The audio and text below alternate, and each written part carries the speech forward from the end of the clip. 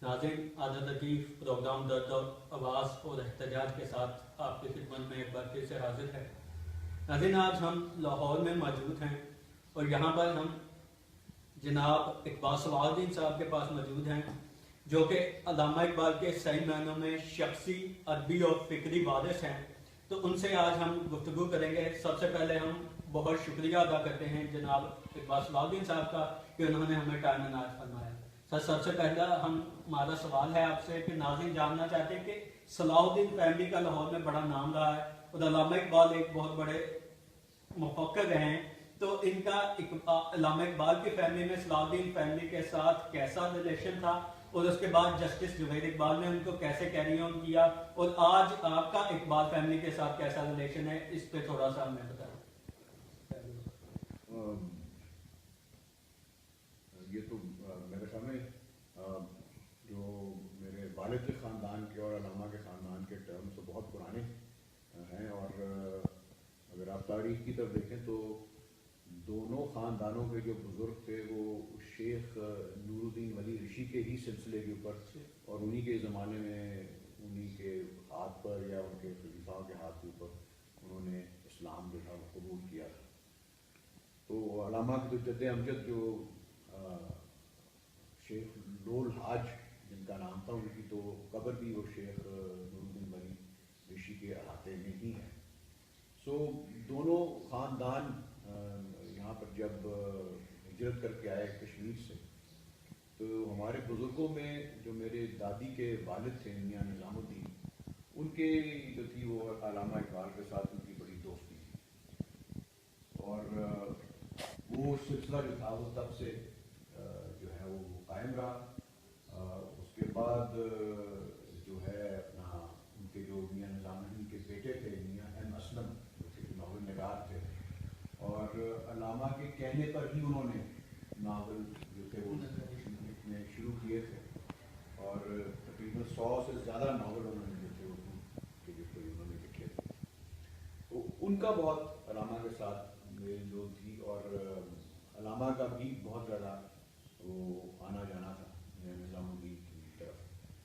बल्कि डॉक्टर जवेद इकबाल तो बयान करते कि बचपन में हर ईद पे जब भी वो जाया करते थे वहाँ पर नमाज के बाद, तो सबसे पहले वो बादशाह मस्जिद में नमाज पढ़ के तो हवेली ही हमारी वालिद की हवेली में ही जाया करते थे। तो उनके ताल्लुकात तो एक तो मियाँ निज़ामुद्दीन से थे, और दूसरा फिर मेरे दादा थे मियाँ मीरुद्दीन, उनके साथ भी उनके ताल्लुकात थे। मियाँ असलम जो थे मियाँ निज़ामुद्दीन के बेटे, और मेरे दादा मियाँ मीरुद्दीन के उनके फर्स्ट कज़न, और उनके जो थे वो साले भी थे। तो उनका जो था वो काफ़ी जो था उनका ताल्लुकात थे आपस में, गहरे ताल्लुकात थे। बल्कि जो अल्लामा की बेटी का जो रिश्ता सलाहुद्दीन के साथ हुआ, उसमें जो पेश थे या जिन्होंने इस बात को तोड़ पहुंचाया, वो मियां एम असलम। सर, दूसरा सवाल हमारा है, आपने अल्लामा साहब के ख़ानदान से आप उनके नवासे गिने जाते हैं, तो उनमें आप हमें बताइए कि आपने क्या ज़रूरत महसूस की जिसके बाद आपने दबस्ताने इकबाल का प्रोग्राम शुरू किया, और उसका कोई फ्रूटफुल रिजल्ट आपको मिल रहा है या वो कैसे सिलसिला चल रहा है, उस हवाले से थोड़ा आपने क्या रखी। दबिस्तान की ज़रूरत हमें इसलिए महसूस हुई कि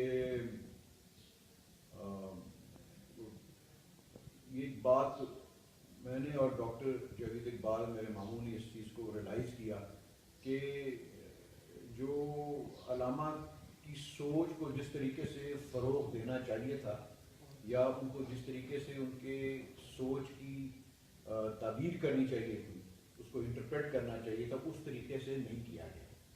और मैं ये समझता हूँ कि अल्लामा की सोच को आगे बढ़ाने की जो है वो एक सरकारी इदारा जो है उसमें इतनी ज़रूरत नहीं होगी कि वो अल्लामा की सोच को जिस तरह की उनकी एक रेवोल्यूशनरी इनकलाबी फ़िक्र को जो है वो आगे उस तरीके से उसको पहुँचाएँ, क्योंकि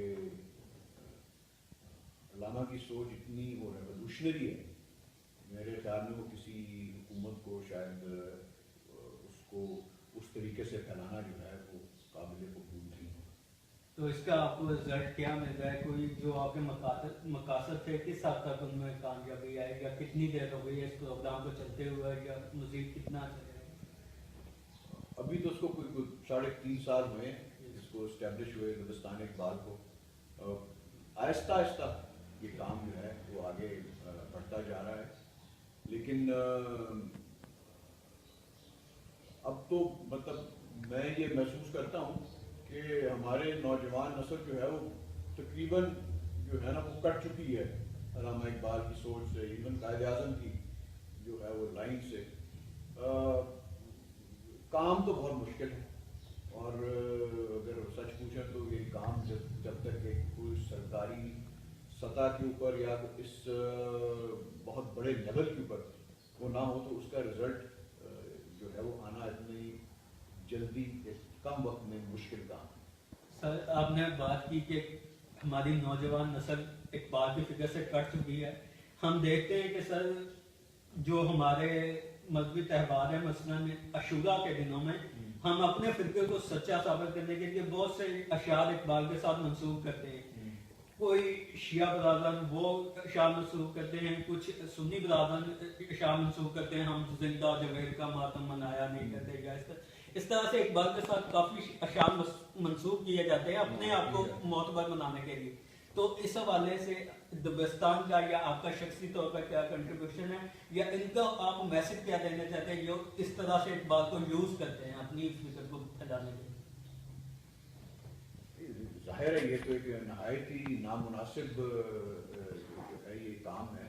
آپ علامہ کو سوچ کر آپ یہ دیکھیں کہ ہر بڑی شخصیت کے ساتھ کوئی نہ کوئی غلط جو ہے وہ ان کے منہ میں الفاظ ڈال کر تو لوگوں کو پیش کیا جاتا ہے کہ فلانے نے یہ کہا, انہوں نے وہ کہا. تو وہ تو بالکل ہی غلط بات ہے, اور ان شخصیتوں کو جو ہے کردار کو مس کرنے کی جو ہے وہ مترادف ہے.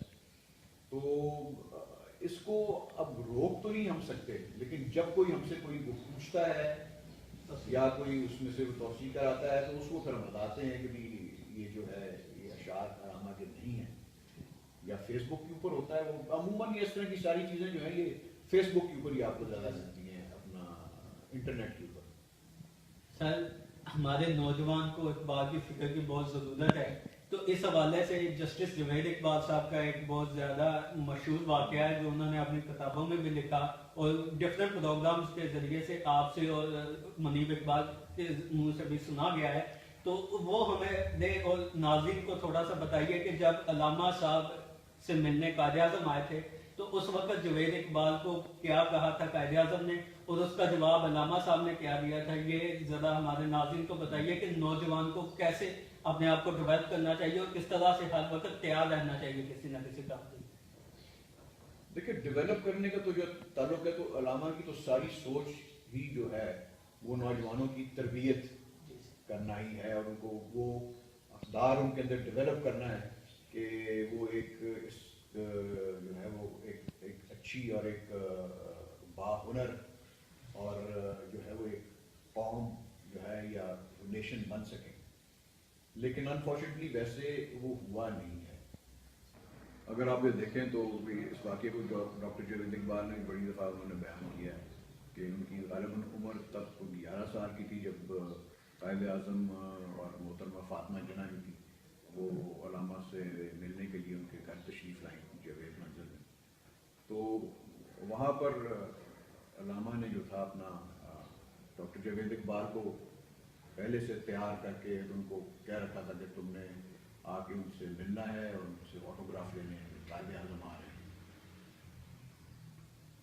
تو جب وہ قائد اعظم آیا تو ڈاکٹر جاوید اقبال نے ان سے وہ آٹوگراف لیا. تو انہوں نے ان سے پوچھا کہ young man what you want to do اور what you want to become when you grow up. تو یہ آگے سے خاموش رہے, اور پھر انہوں نے پھر دوبارہ پوچھا, پھر خاموش رہے, وہ ہنس پڑے. علامہ کی طرف دیکھ کے کہتے ہیں کہ یہ میری بات کا جواب نہیں دیتا. تو علامہ نے یہ کہا کہ یہ آپ کی بات کی جواب نہیں دے گا کیونکہ آپ کے حکم کا منتظر ہے. تو یہ ایک آپ وہ سمجھیں کہ علامہ کی ایک خواہش تھی یا ان کا وہ جو تھا یہ ذہن بتاتا تھا کہ وہ قائد اعظم کو جو ہے ان کو جو نوجوان ہیں اپنے ان کی باتوں پہ عمل کریں اور ان کو اپنا رول ماڈل بنائیں. یہ بہترین بات قائد نے اپنے بیٹے کے ذریعے سے پوری قوم کو بتائی کہ قائد آپ کے لیڈر ہیں. میر کارواں جو کہا گیا تھا اس وقت اپنے اشعار میں بھی بتاتے ہیں وہ قائد اعظم میں دیکھا جا سکتا ہے اثر.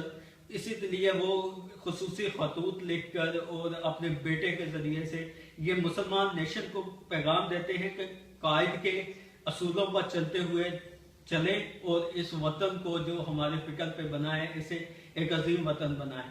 ہم بہت مشکور ہیں جناب اقبال صلاح الدین صاحب کے ایک بار سے پھر کہ انہوں نے ہمیں ٹائم دیا, ہمارے پہ شفقت کی, اور اسی کے ساتھ آج کی نشست اختتام پذیر ہوئی. دوبارہ ملیں گے. خدا حافظ.